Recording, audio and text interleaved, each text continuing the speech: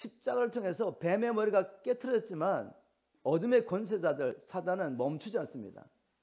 자기들의 마지막이 올 때까지 하나님의 말씀대로 불못에 던지는 그 순간까지 쉬지 않고 교회를 핍박하고 교회를 땅에서 없애버리려고 하죠. 왜냐하면 교회만이 우리 주님이 이 땅에 오실 수 있게 하기 때문에, 이 천국 복음이 모든 민족에 전파될 때 주님이 오시기 때문에 교회만 이 땅에서 사라진다면 주님이 오실 수가 없는 것입니다. 그래서 끊임없이 마귀는 교회를 무너뜨려 가면서 13장에 보면은 마귀가 자기의 종들을 보내는데 바로 적그리스도와 거짓 선자를 보내죠. 거짓 선자를 보내서 이 세상의 모든 권세와 능력을 적그리스도에게 주면서 많은 사람들을 온 세상 사람을 미혹하고 결국 그 모든 일을 통해 뭘 하냐면은 교회를 핍박합니다. 교회를 핍박하고 짓밟는데 바로 그 가운데 교회는 끝까지 인내하며 믿음을 지키라고 하나님은 권면하죠.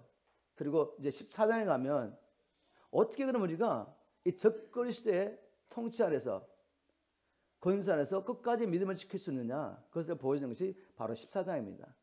그래서 오늘 13장, 14장 말씀을 통해서 적그리스도는 어떻게 와서 어떤 목적으로 어떻게 교회를 핍박하며 우리 성도들은 이러한 가운데 어떻게 믿음을 지킬 수 있는지 한번 말씀을 통해 나눠보도록 하겠습니다. 먼저 적그리스도는 누구며 그는 어떤 목적을 가지고 세상에 나타나게 됩니까?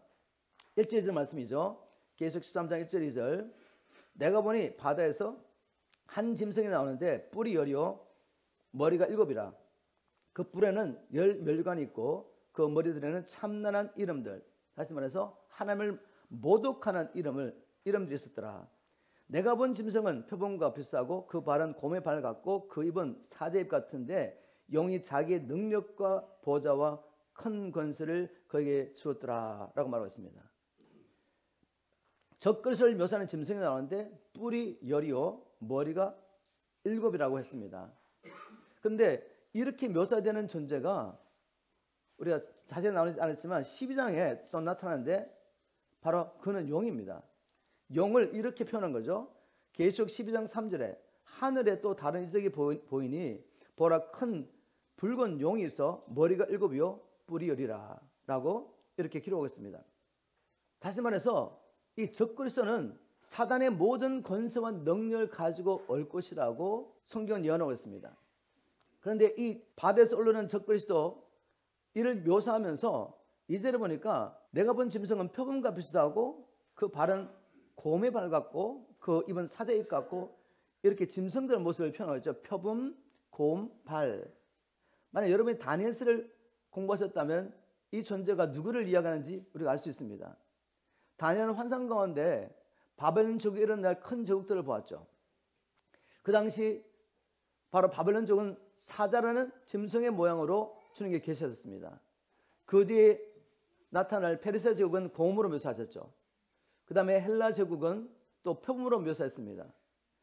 그 당대 구약시대 때 성도를 괴롭혔던 모든 제국들의 모습을 합한 모습으로 이 적그리스도가 나타난다는 것이죠. 사단의 권세와 능력을 가지고 지혜를 가지고 또 세상에 하나님을 대적했던 모든 제국의 그 파워와 능력을 가지고 나타난다는 것입니다. 다시 말해서 이건 마지막 게임인 거죠. 마지막 전쟁. 마귀가 자기의 분신 같은 이 적그리스도에게 모든 것을 주어서 교회를 소멸하려고 합니다. 그러나 우리는 승리할 것입니다. 왜요? 우리 주님이 함께 하시기 때문에. 남은 자들은 하나님이 함께 하심으로 결국 끝까지 믿음을 지키고 승리할 것이고 우리 집에 오실 길을 예배할 것입니다. 그러나 준비되지 않은 교회는 결국은 배도를 하게 되고 믿음을 버리게 되고 세상과 타협하게 되고 주님이 오셨을 때 책망과 함께 심판을 피할 수 없을 것입니다. 그래서 하나님께서는 이 계시록 말씀을 우리에게 주신 거죠. 이 계시록의 말씀을 주신 목적은 핍박받는 교회들 또 미혹과 유혹 가운데서 마귀가 무너뜨리려고 하는 이 교회들에게 너희들은 이런 마귀의 전략을 알고 끝까지 승리해야 된다. 그리고 승리할 수 있는 비결을 보여주는 것이 바로 요한계시록입니다. 이 말씀을 읽는 자, 듣는 자, 그리고 그 가운데 기록한 대로 지키는 자가 복이 있다고 했습니다. 우리가 그저 듣고 저는 선포하고 끝나는 것이 아니라 선포하는 자나 듣는 자나 하나님의 말씀이 말씀대로 이루어지는 믿음으로 정신을 차리고 깨어 기도하면서 말씀을 붙잡고 우리는 무장해야 합니다. 그래서 그날이 왔을 때 우리는 준비가 되는 것이죠. 쓰나미는 반드시 옵니다. 핍박의 쓰나미도 올 것이고 또 그리고 우리가 기대하는 부흥의 쓰나미도 올 것입니다. 우리는 부흥의 쓰나미를 타고 핍박의 쓰나미 가운데서도 끝까지 믿음을 지키며 주님이 오실 길을 예배하는 그런 교회 되기를 주님으로 축복합니다. 계속 13장 5절 6절에 보니까 제가 시몬 성경으로 읽어보겠습니다. 그 짐승은 교만이 가득한 말과 하나님을 모독하는 말을 하는 입을 받고 또한 앞으로 42개월 동안 활동할 수 있는 권세를 받았습니다. 그 짐승은 입을 열어 하나님을 모독했는데 하나님의 이름과 하나님이 살고 있는 처소 및 하늘에 살고 있는 자들을 마음껏 비방했습니다. 이 적그리스도가 하는 일은 뭔가 하면 42개월 동안 하나님께서 일할 수 있는 권세를 주셨습니다. 그리고 하는 일은 뭔가 하면 하나님을 모독하는 일을 하는 거죠. 그리고 온 세계 사람의 일을 따르면서 온 세계 사람들이 적그리스도와 함께 하나님을 대적하겠죠. 그러면 그 가운데 끝까지 믿음을 지키고 있는 성도들은 주님 말씀대로 핍박을 받게 되겠죠.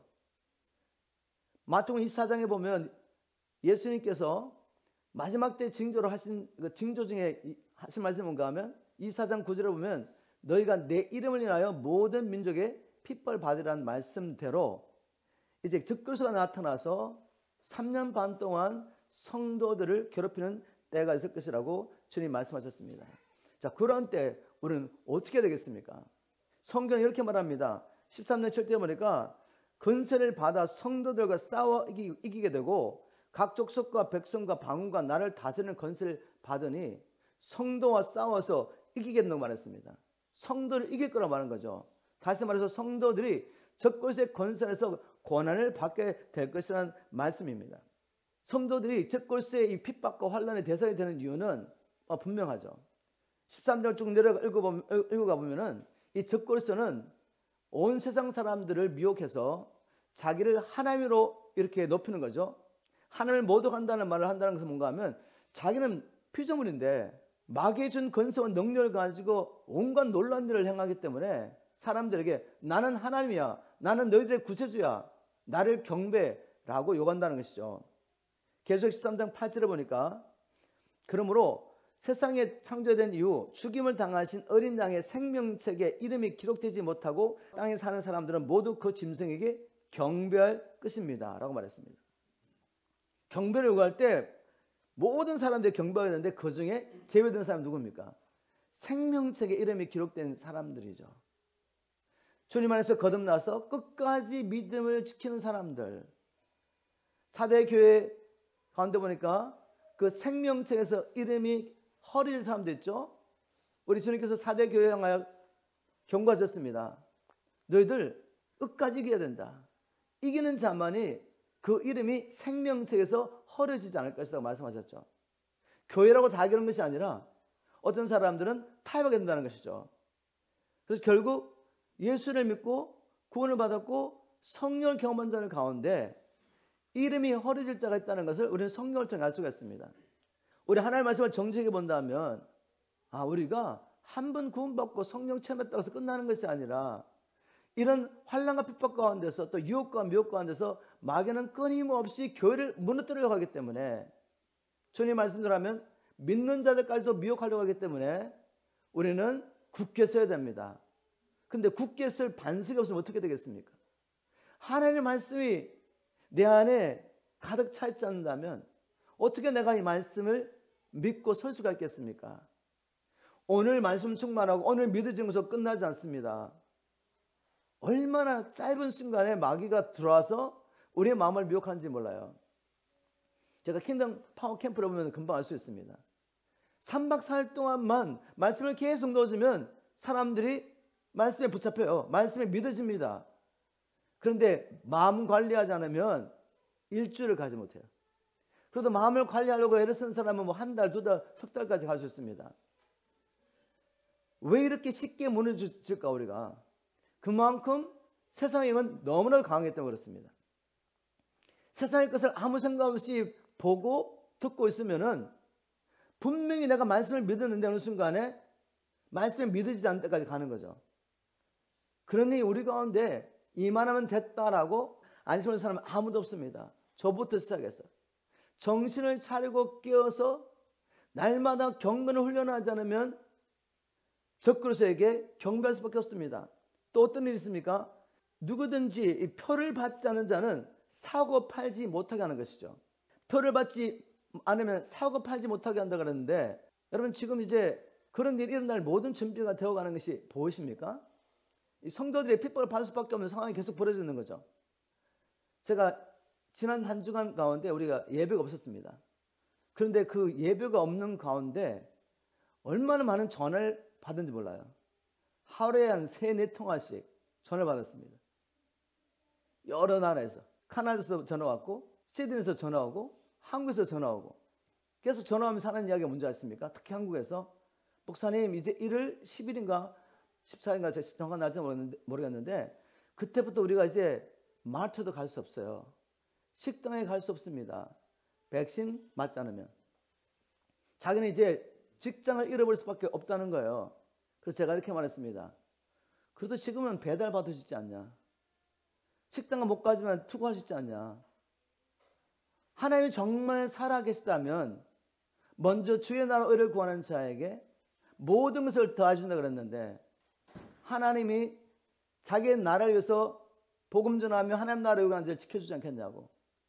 우리가 계시록 13장의 말씀대로 그 모든 상황이 이루어질 텐데, 이제는 표를 받지 않으면 아무것도 사고 팔 수 없는 때가 올 텐데, 그때에서 주님께서 우리를 지금 예배하겠다고 생각하지 않느냐.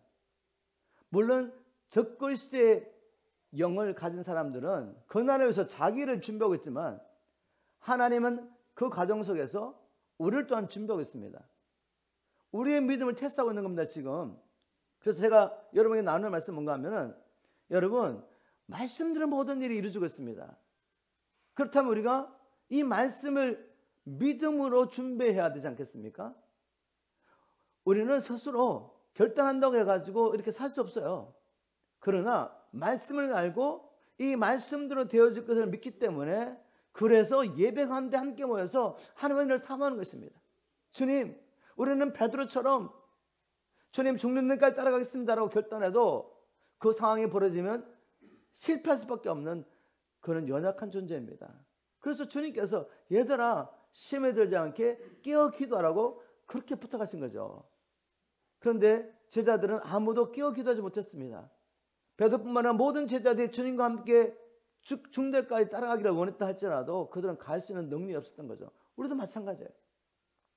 하나님의 말씀을 통해 우리가 알게 되지만 우리 힘으로는 이길 수 없습니다. 그래서 이 마지막 때는 함께 모여서 예배한 일에 헌신해야 됩니다. 또 이런 분도 있었습니다. 목사님 요즘은 교회도 못 가요. 교회 가면 백신 받은 사람들 드리는 예배, 백신 안 받은 사람들은 예배 따로 있답니다. 그리고 지금 팬데믹 가운데 한국에 12,000교회가 사라졌다고 합니다. 12,000교회. 그리고 지금도 상가에서 모는 사람들 제재하면서, 예전에는 그냥 봐줬는데 이제는 불법이라 그러면서 자꾸 문 닫게 만든다는 거죠. 갈 교회가 없습니다 이런 이야기를 하더라고요. 그러면서 기억한 거죠. 우리가 캠프할 때 제가 마지막 메시지가 뭡니까? 마지막 때 이런 일이 날 것입니다. 그러므로 모든 교회는 가정교회가 될 것입니다. 이제 공식적으로 교회 이름을 걸고 모이는 곳에는 정부와 타협할 수밖에 없습니다. 그것은 참교회는 아니죠. 진짜 교회는 가정교회로 모일 수밖에 없습니다. 우리는 이를 말씀을 통해 바라보고 수십 년 동안 메신저 일으키는 사역을 한 거죠. 그리고 제가 PMC 교회를 시작하면서 여러분들에게, 여러분 한 분 한 분이 이제는 여러분 가정에서 하우스체트를 리더할 지도자입니다. 말씀 준비하세요. 제가 말씀드렸죠. 여러분 벌써 제게 묻는 질문이 이겁니다. 목사님, 말씀대로 이제 가고 있는 것 같은데, 우리 캠프에서 들었던 메시지대로 가는 것 같은데, 그럼 어떻게 우리가 가정교회 지도를 준비하셨습니까? 제가 딱 묻고 있습니다. 여러분 복잡하지 않아요. 초대교회 성도들이 어떻게 준비됐습니까? 스데반의 일로 말미암아 핍박이 맞자마자 성도들이 예루살렘에 있던 모든 성도들이 흩어졌는데 그들이 흩어져 가지고 자기의 정체성 숨기고 살았습니까? 아니요. 가는 곳마다 예수가 그리스도라는 복음을 선포했습니다. 성도들이. 사도들은 예루살렘에 다 남아있고 그 성도들이 가면서 교회를 세운 것입니다. 안디옥 교회까지 성도들이 세운 겁니다. 그런데 이들이 어떻게 준비됐습니까? 아주 간단해요. 그들이 복음을 받아들이자마자 네 가지를 헌신합니다. 사도들의 가르침을 받고, 가장 중요하죠. 사도들의 가르침을 받고, 그리고 교제를 하고 떡을 떼고 기도하는 일에 전념했습니다. 네 가지 사역에 전념한 것이죠. 모일 때마다 성전에 있든지 집에 있든지 뭐 했습니까? 성전에 있든지 집에 있든지 예수가 그리스도라는 이 메시지를 끊임없이 선포한 겁니다. 사도들이. 그 메시지를 계속 들었어요. 복잡하지 않습니다, 여러분. 성경에서 다른 이야기 한 것이 아니라 예수 그리스도와 하나님 나라를 계속 선포한 거예요. 그들이 계속 들었습니다. 계속 듣고 교제했습니다. 어떤 교제? 인간적인 교제가 아니에요. 하나님의 말씀을 가지고 교제하고 삶을 나누는 것입니다. 그리고 또 떡을 뜯다가 모일 때마다 떡을 뜯다고 했는데 물론 같이 밥을 먹었죠. 그 당시에는 떡을 뗄 때마다 뭘 기억했죠? 이 떡은 예수님의 몸을 상징했습니다. 잔을 마실 때마다 이것은 예수님의 피라고, 그리고 우리가 주님 오실 그날까지 이 복음을 증거해서 하나님의 소리를 부르셨다는 이 이야기를 한 겁니다. 서로. 아시겠습니까? 그리고 말씀을 듣고 이걸 알았지만 이걸 살아낼 능력은 우리에게 없습니다. 그래서 뭐 했겠습니까? 잘 들으세요. 기도하는 일에 전념했습니다. 우리가 모여서 예배하고 기도하는 가운데 그냥 거저 기도하는 것이 아니라 목적 있잖아요. 기도하는 목적. 사도행전 4장에도 보면 그들이 복음 전하다가 핍박이 오니까 그들이 함께 모여서 일심으로 소리를 내서 부르짖으면서 기도했던 기도의 내용이 무엇입니까? 하나님, 우리에게 다시 한번 성령의 능력으로 기름 부어주시고 담대히 이 복음을 전할 수 있게 해달라고 기도했던 겁니다.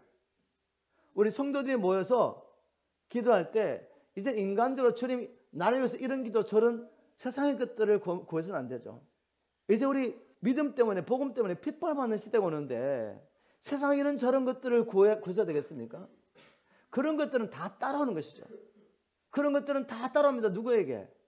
오직 복음과 그리스도 살려고 참 제자의 길을 가는 자들에게는 다 따라오는 것이죠. 여러분 믿으십니까? 저는 제 인생을 통해 간증할 수 있습니다. 하나님께서는 우리 교회와 저에게 복음을 살 수 있는 모든 걸 다 주셨어요. 재정적인 것도 주셨고 사회가 한다고 마음 먹으면 사람들 붙여주시고 주님이 정말 다 주십니다. 여러분 이 믿음을 가지고 이 마지막 때 우리를 불러주신 하나님의 부르심에 합당한 삶, 복음과 그리스도 한번 생명되는 삶을 살게 주님을 축복합니다. 그래야지 이 마지막 때 우리가 승리할 수 있습니다. 주님 말씀하십니다. 9절 10절에 누구든지 기 있는 사람은 들으십시오. 잡혀갈 사람은 잡혀가고 칼날의 죽임을 당하도록 되어 있는 사람은 칼날의 죽임을 당할 것입니다. 그래서 성도들에게 인내하는 믿음이 필요합니다. 성도들에게 인내하는 믿음이 필요하대요. 여러분 이 일은 반드시 이루어질 겁니다. 왜냐하면 하나님께서 구약에 다니엘 통해서도 동일한 예언을 하십니다.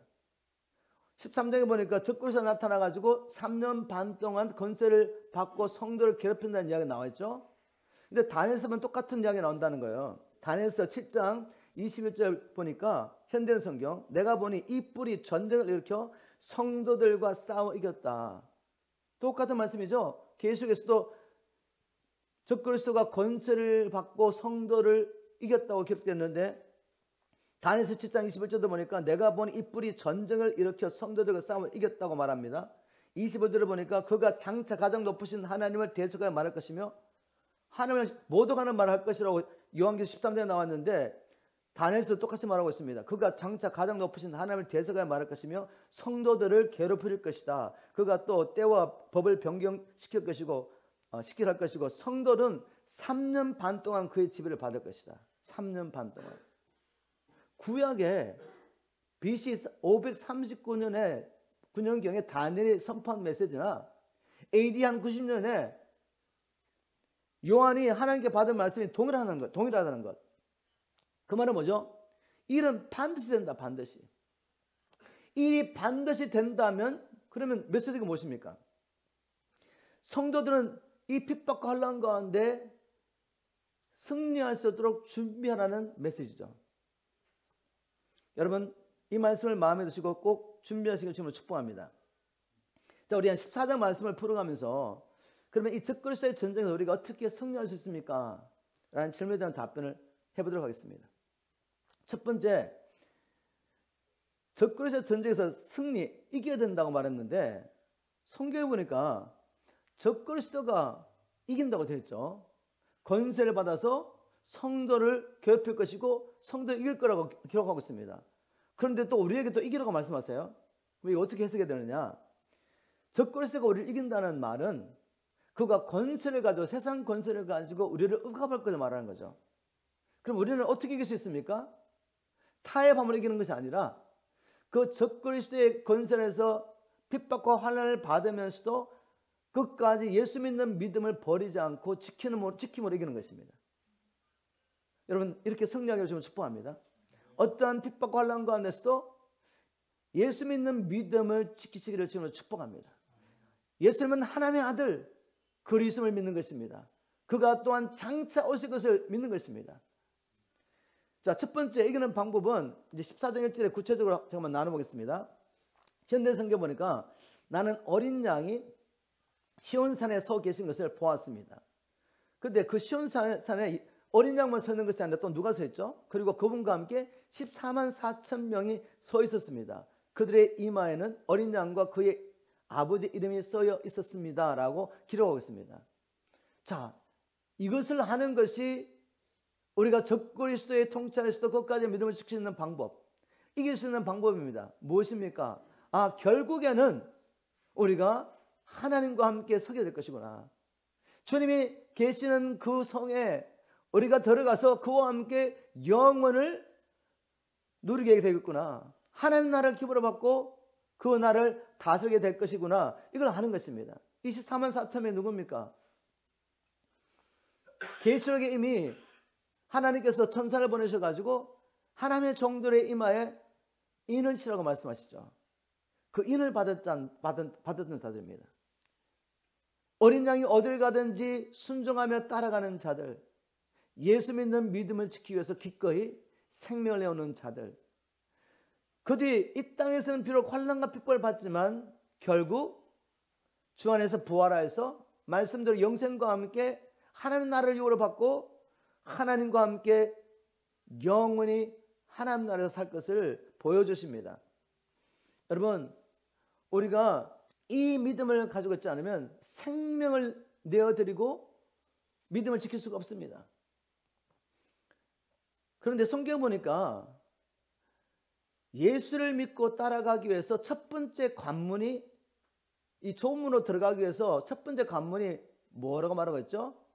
물은 누구든지 나를 따라오려거든 자기 부인하고 자기 십자가를 지고 나를 따라오라고 말씀하셨죠.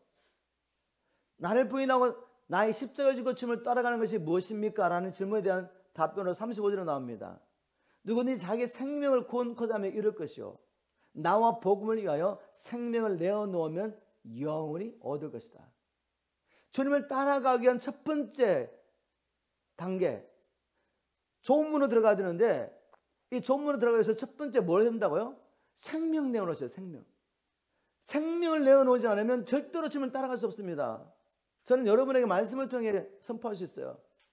여러분, 이제는 예수 잘 믿어가지고 내 세상의 문제, 풀리지 않는 문제 풀어지고 내가 해결하지 못한 문제, 질병의 문제 해결하고 이런 저런 일, 세상에 자꾸 꼬이겠는데 형통한 삶, 세상에서 모든 걸 누리며 살기 위해서 예수 믿지 마세요.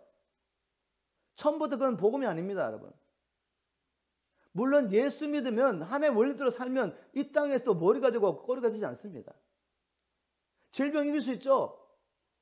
해결하지 못한 문제 해결됩니다. 무엇을 위해서? 하나님 나라 위해서.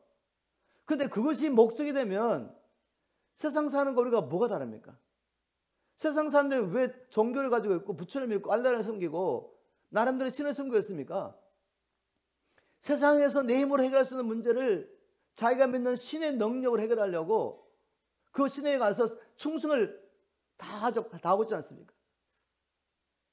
정말 재물도 드리고 시간도 드리고 몸도 드리고 다 바칩니다. 뭘 하려고? 세상에서 형통하고 잘 되려고. 여러분, 그런 믿음으로 예수를 믿으면 금송아지 섬기는 거죠. 분명히 이름은 예수인데 그것은 여러분이 만든 금송아지입니다. 나를 위해서 이런저런 일을 해주는 금송아지. 이런 믿음을 가지고 마지막 때 믿음을 지킬 수 있겠습니까? 이런 믿음의 뿌리는 자기의 자기. 나를 위해서 예수를 믿고 있는데 지금 예수 믿는 것 때문에 내가 모든 걸 잃어버리게 생겼어. 그럼 어떻게 예수를 믿겠습니까? 부인하지. 그래서 우리는 뭐가 필요합니까? 결단하고 주님을 쫓아가야 되는데 진정 참 예수의 제자가 되셔야 됩니다. 누가복음 14장에도 예수님께서 제자가 되려면 분명히 계산하고 따라오고 말씀하시죠. 나보다도 부모나 형제나 자매나 아내나 자식도 네 생명도 더 사랑하면 안 된다. 네 소유를 다 버릴 준비 안 되면 나 못 따라온다고 말하죠. 그 말은 뭐죠? 마귀가 이런 걸 가지고 우리를 얽어맨다는 것입니다. 소유를 버리지 못해서 믿음을 버리게 되거나 주님보다 더 사랑하기 때문에 주님을 버리게 되거나 그래서 주님 말씀하십니다. 이런 것들 버려야 된다. 버려야 된다. 그렇지 않으면 마귀의 발목에 붙잡히게 된다. 세상 염려 그것은 걱정하지 말라고 말씀하십니다. 우리가 이제는 표를 받지 않아가지고 정말 아무것도 살 수 없고 구할 수 없는 팔 수도 없고 이 세상에서 기본적으로 우리가 살아가기 필요한 것들도 얻을 수 없는 상황이 된다 할지라도 여러분 주님을 믿으세요. 내게 주신 사명이 있다면 나는 죽을 수가 없어요. 40년 동안 하나님이 하늘문을 여시고 만나 내렸잖아요. 자기 백성에게. 광야에서 반석을 깨트려가 물을 나게 하셨잖아요. 하나님이. 그 하나님 우리가 정말 믿고 있나요? 성경을 때는 믿는 것 같은데 실제로 내 상관에 그런 일이 나면 믿음이 안 생겨. 왜요? 평소에 말씀 위에 서 있지 않았기 때문에 그냥 말씀을 듣기만 하고 그냥 잊어버렸어요. 이제는 정말 말씀 살아내기를 지금으로 축복합니다. 그렇지 않으면 설 수가 없습니다. 우리가 어떻게 생명까지도 세상에 있는 모든 것을 버리면서까지 주님을 믿을 수가 있습니까? 우리 주님은 성경에서 답을 주셨어요. 마태복음 13장에 보면 이런 비유가 있죠. 어떤 자기 땅도 없는 사람이 다른 사람의 집에 가서 밭에서 일을 하다가 뭘 발견하죠? 보화를 발견한 이야기. 이 사람은 너무 가난해서 자기 땅이 없어요. 그래서 다른 사람의 밭에 가서 일을 합니다. 그리고 돈을 받습니다. 열심히 막 일을 하다 보니까 밭에 뭐가 있죠? 보화를 발견한 거죠. 자, 이런 일은 실제로 예수님 당시에 있었던 일이죠. 왜냐하면 그 당시에는 전쟁이 많으니까 갑자기 누가 쳐들어오면 어떻게 합니까? 모든 보화를 한쪽에 감추고 빨리 도망가야 돼요. 그거 들고 갈 수는 없으니까. 그래서 자기 밭에다가 땅을 파고 그걸 감춰놓은 거죠. 그리고 도망갔는데 못 돌아온 거죠. 그러면 아무도 그 땅에 보호가 있는 걸 아무도 모릅니다. 시간이 지나면서 주인이 바뀌었어요. 그 주인이 자기 밭에 보호가 있는 줄 알겠습니까? 그런데 한 서장인이 그냥 땅을 파다 보니까 보호를 발견한 거죠. 그럼 어떻게 하겠습니까? 자기가 가지고 있는 모든 걸 다 팔아가지고 그 밭을 사겠죠. 왜요? 그 땅 때문이 아니라 땅에 감춘 보화를 발견했잖아요. 그 보화는 자기가 가지고 있는 모든 소유보다 가치가 있기 때문에 기꺼이 그걸 다 내놓을 수 있습니다. 주님께서 천국은 바로 이런 것이라고 말한 거죠.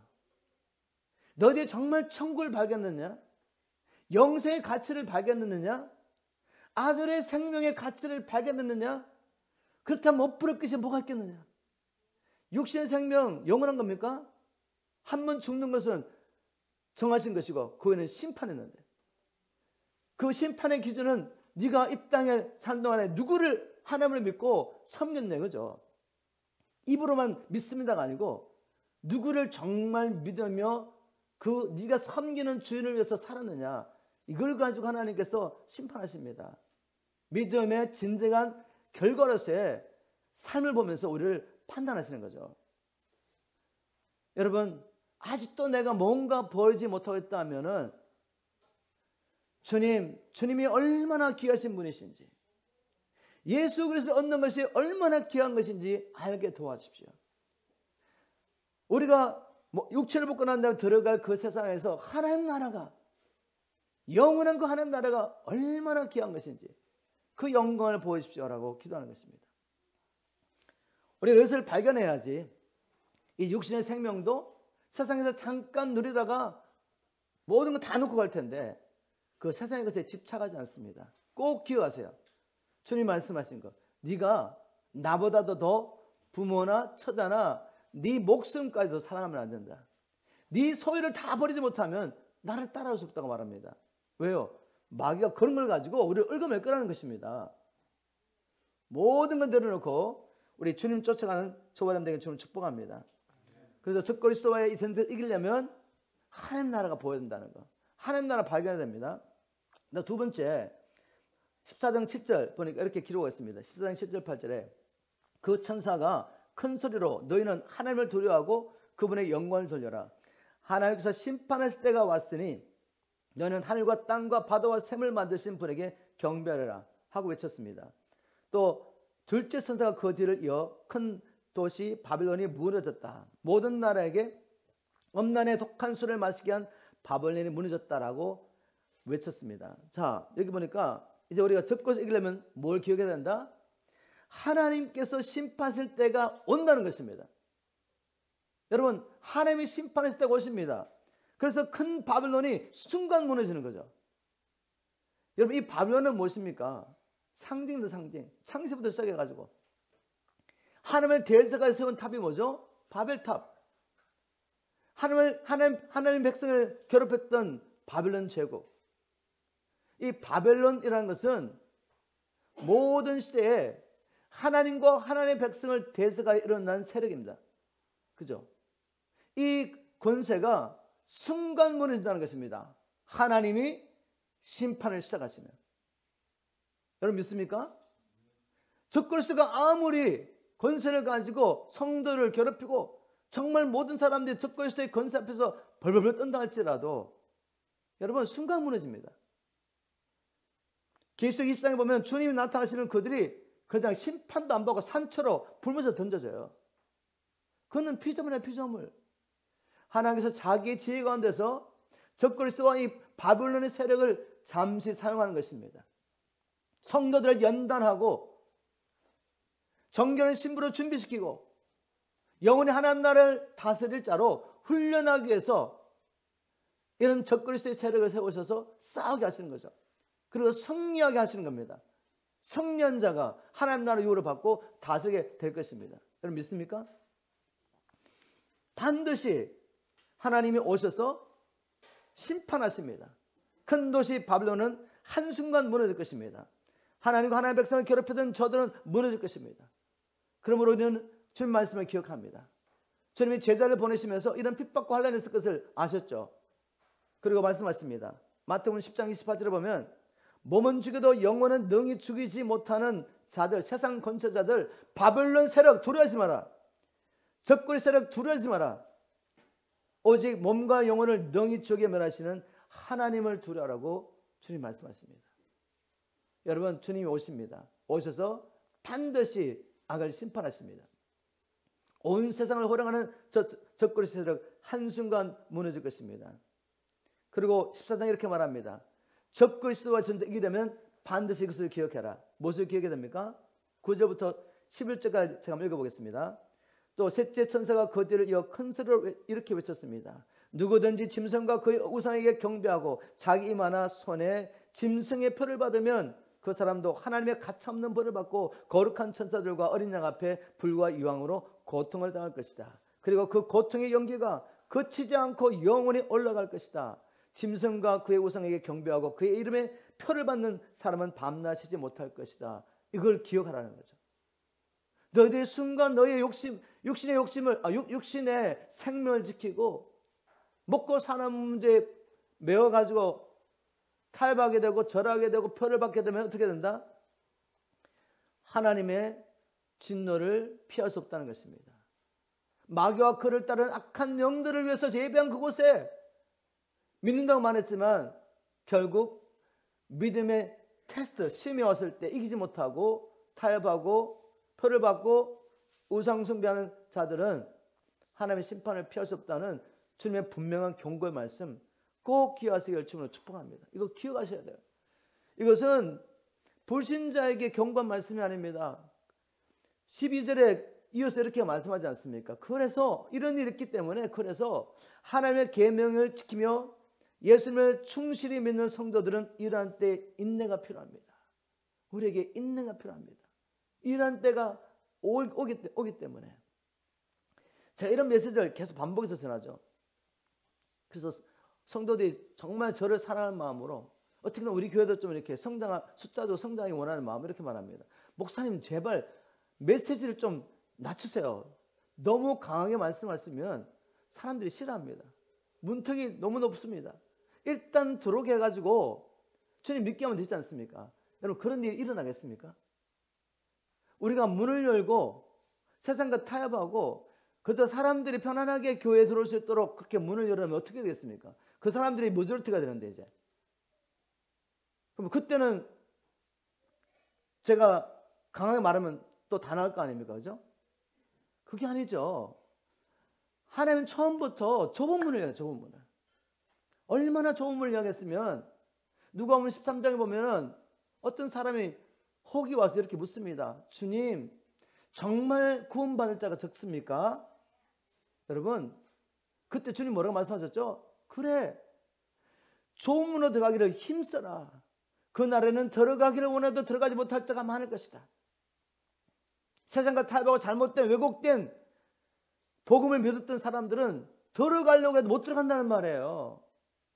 아 주님 한때 제가 성령 체험했지 않습니까? 한때 불 받고 제가 전도하지 않았습니까? 한때 이렇게 교회 섬기지 않았습니까? 주 이름으로 귀신을 여쭙고 표적 행하지 않았습니까? 주님 말씀하십니다. 이 불법을 행한 자들아 내 앞에서 떠나가라. 들어가려고 하는데 못 들어가는 사람이 많을 거라고 말했어요. 저와 여러분 넉넉히 들어가야 되기를 주님 축복합니다.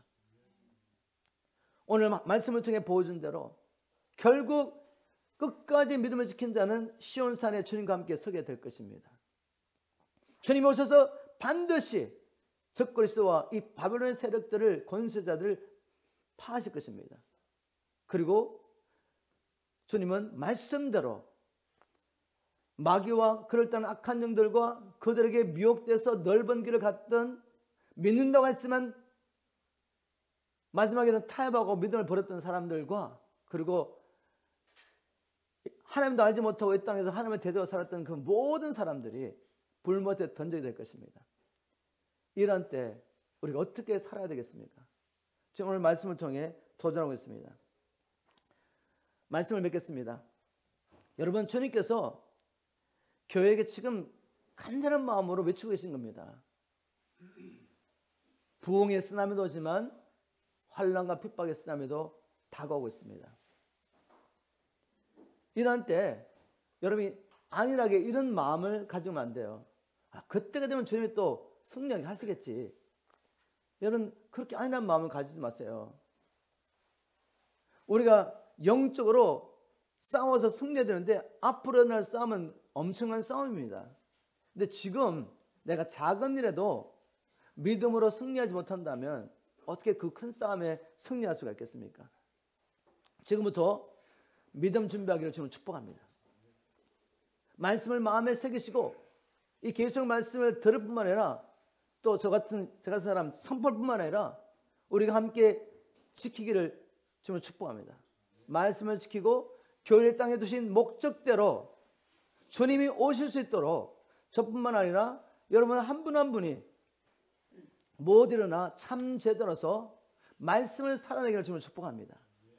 그리고 여러분 가정이 이제 환난과 핍박의 때 하나님께서 가정교로 세우셔가지고 여러분을 통해 마지막 남은 추수를 하면서 주님이 오실 길이 예배기를 주님 축복합니다. 여러분 말씀 준비하세요. 저는 2022년을 마음을 정했습니다. 주님, 저는 제게 주신 은사를 따라 힘을 다하여 성도들을 가정계 지도자로 세우겠습니다. 우리 성도님을 깨어나게 도와주시고 이제는 이 복음을 누구를 만나는데 선포하시는 자로 준비되게 도와주십시오. 특별히 지금 이미 세워진 가정교회 리더들, 여러분 귀를 열고 들으십시오. 여러분 말씀을 선포할 수 있어야 돼요. 하나님이 이미 기름 부으시고 그 자리에 두셨습니다. 이제 뭐가 필요합니까? 믿음으로 입을 벌리고 선포하는 것밖에 필요한 게 없습니다. 한번 선포해 보십시오. 주님이 어떻게 역사하시는지. 여러분 안에 이미 말씀이 다 들어갔다니까요. 믿음으로 한번 선포해 보십시오. 하나님 바로 그 일을 이 마지막 때 남은 자 교회, 우리 PMC 교뿐만 아니라 남은 자 교회들이 있습니다. 사도행전의 역사를 갔던 그런 교로 서기를 원했습니다. 저와 여러분이 그렇게 준비되어서 주님과 함께 동요하다가 우리 마지막 때 넉넉히 하나님 나라 들어가야 되기를 주님으로 축복합니다.